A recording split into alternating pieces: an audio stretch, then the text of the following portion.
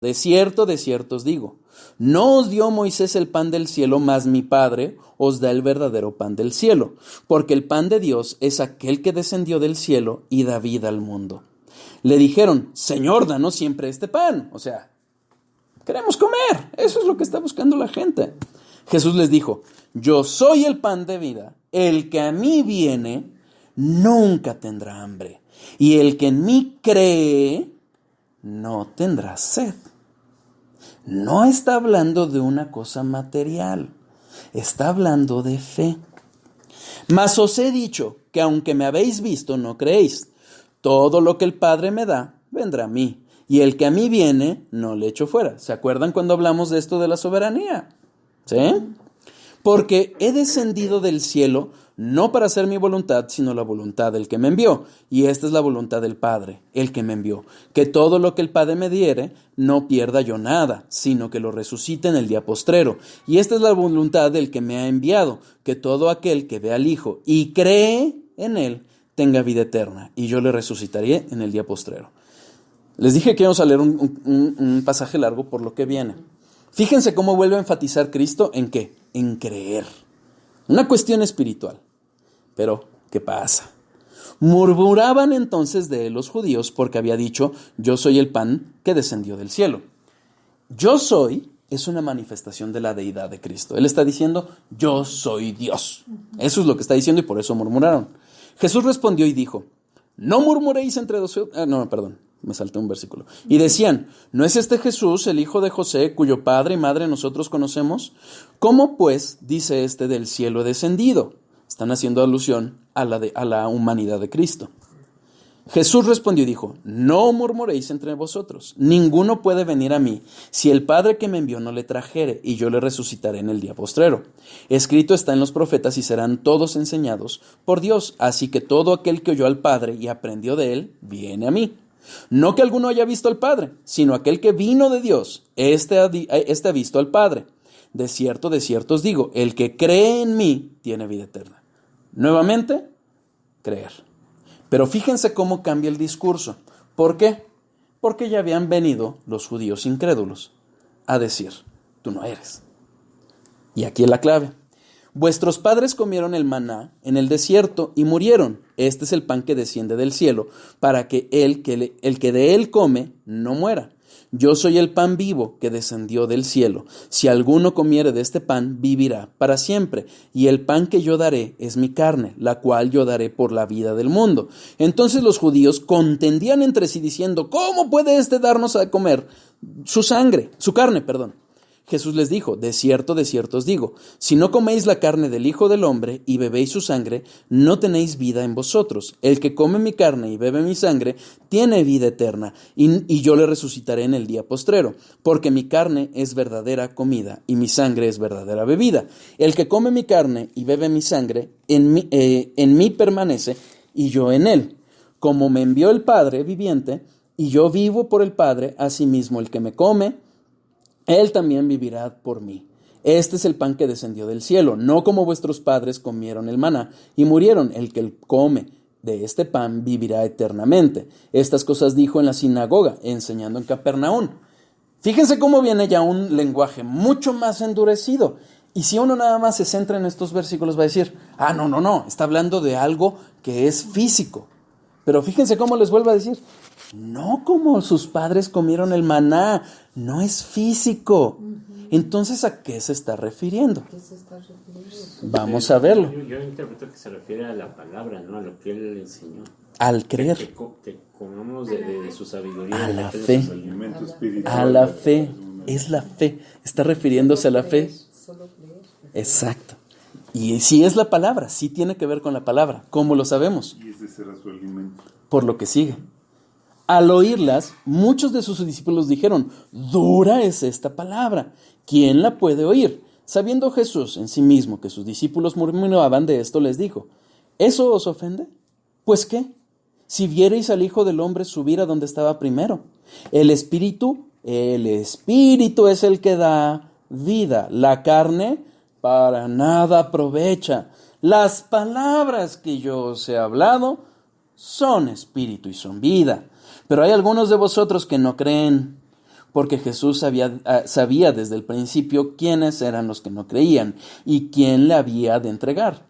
Y dijo: por eso os he dicho que ninguno puede venir a mí si no le fue dado del Padre. Desde entonces muchos de sus discípulos volvieron atrás y ya no andaban con él. Dijo entonces Jesús a los 12: ¿queréis acaso iros también vosotros? Le respondió Simón Pedro: Señor, ¿a quién iremos? Tú tienes palabras de vida eterna. Y nosotros hemos creído y conocemos que tú eres el Cristo y el Hijo del Dios viviente. Jesús respondió: no os he escogido yo a vosotros de los 12, y uno de vosotros es diablo. Hablaba de Judas Iscariote, hijo de Simón, porque este era el que le iba a entregar y era uno de los 12. Ya después viene la incredulidad de los hermanos de Jesús, los otros hijos de María y de José. Entonces, ¿qué es lo que vemos?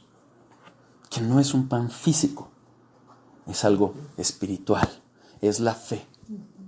Entonces, este es el punto donde les decía, de esto es lo que tenemos que irnos, a toda la Biblia. ¿De qué nos está hablando la Biblia? Porque de eso es de donde podemos entender la palabra de Dios. Lo que dice y reitera y vuelve a reiterar. Decía algún predicador: si de repente tú te topas con un versículo y dices, me surge una nueva interpretación, cuidado. Ve qué se ha dicho, qué dice otras partes de la Biblia. ¿Encuentra sustento tu creencia, tu nueva interpretación? Adelante. Si no, ve qué se ha dicho, cómo lo han interpretado los padres de la iglesia, cómo lo han interpretado teológicamente. Encuentra sustento, adelante. Pero si no encuentras sustento, olvídalo. No es algo que viene en la Biblia, es algo que te estás imaginando. Por eso es tan importante encontrar, y por eso, porque yo sé la importancia que tiene esto que les acabo de decir acerca de la misa y acerca de la hostia. O sea, algo fuerte. Entonces, por eso los quise llevar a varias partes de la Biblia para decir, vean, no es una cuestión de que agarré un versículo y dije, mira, aquí lo dice. No. O sea, viene a lo largo de la palabra.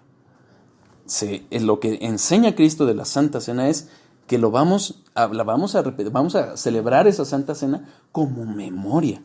No vamos a repetir ese sacrificio. El sacrificio fue una vez. Y cuando habla de comer la carne, no habla de algo físico, habla de algo espiritual. ¿Ok? ¿Dudas? ¿No? Ok. Vamos a dar un pequeño repaso de omnipotencia. Bueno, nos desviamos, pero creo que valió la pena, ¿no? Claro. Bueno, voy a regresar a terminar. No es cierto. Aquí está. Bueno, hablamos de que Dios es omnipotente. Dios es todopoderoso y vimos cómo fue que se manifestó frente a Abraham y frente a Jacob como todopoderoso. Abraham presentó a Dios a Isaac e Isaac a Jacob de esta misma forma, y Jacob a José lo hizo como el todopoderoso. Un atributo, no su nombre, sino un atributo.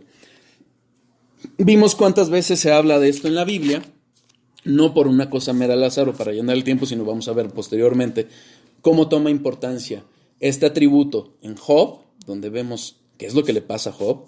Si no conocen la historia de Job, les recomiendo que la lean. Son 42 capítulos, pero vale la pena, aquí en la misma Biblia. Que le fue muy mal, ¿no? Sí. Exactamente. ¿Y en qué parte está? Está en el Antiguo Testamento antes de los Salmos, justo antes de los Salmos. Job. Es un libro completo. El libro de Job.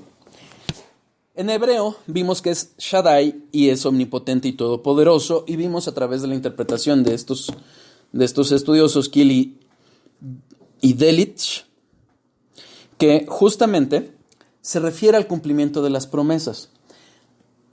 De ahí tomamos una cita que hace Pablo de cómo Dios cumplió varias promesas que encontramos a lo largo del Antiguo Testamento, y cómo él concluye, esto lo hizo Dios el Todopoderoso.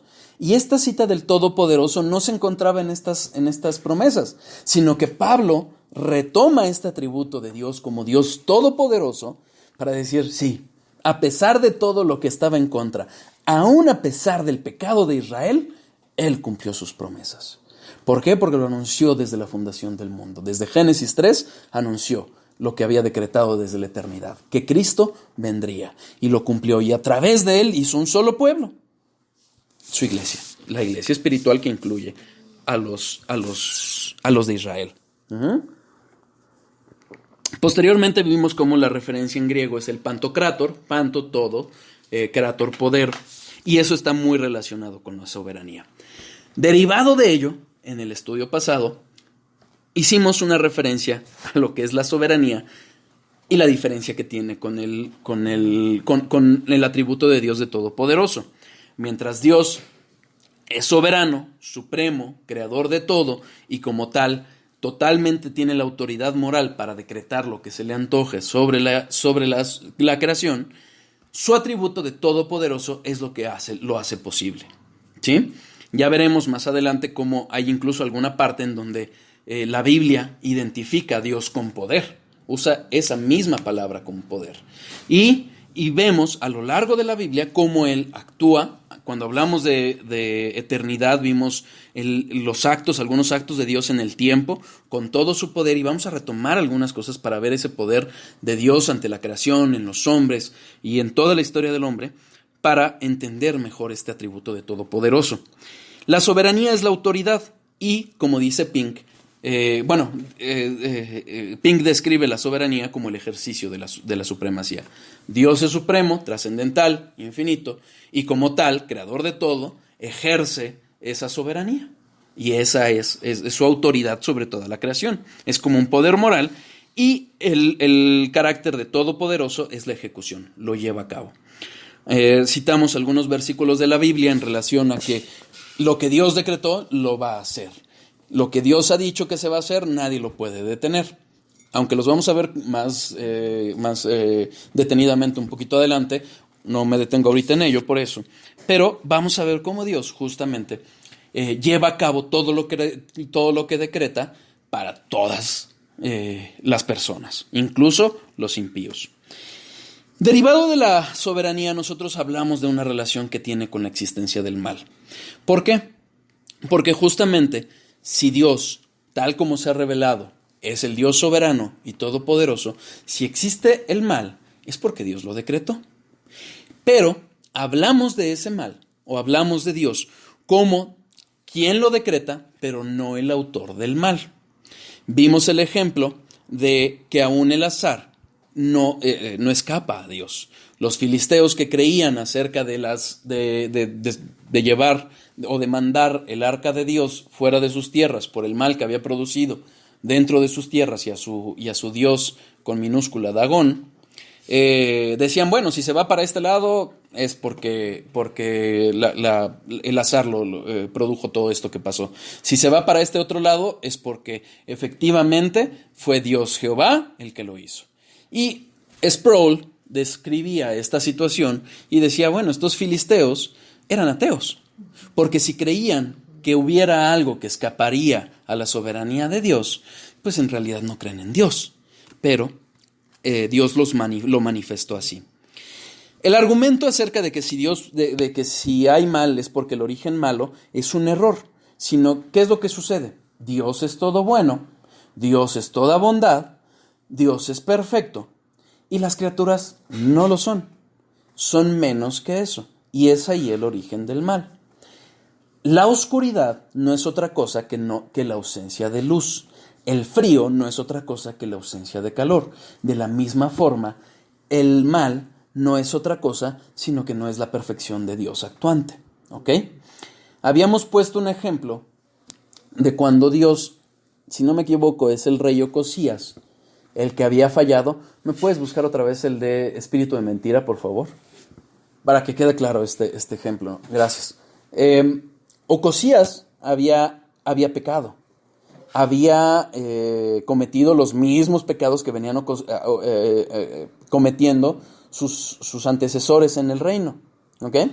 Y entonces Dios había decretado que Ocosías debía de morir. ¿Y en dónde? En una batalla. ¿Qué es lo que sucede? Entonces está Dios con la corte celestial delante de él y dice, ¿cómo voy a hacer caer a Ocosías? ¿Lo encontraste? Sí, Primera de Reyes 22. Acompáñenme, Primera de Reyes 22, por favor. Gracias.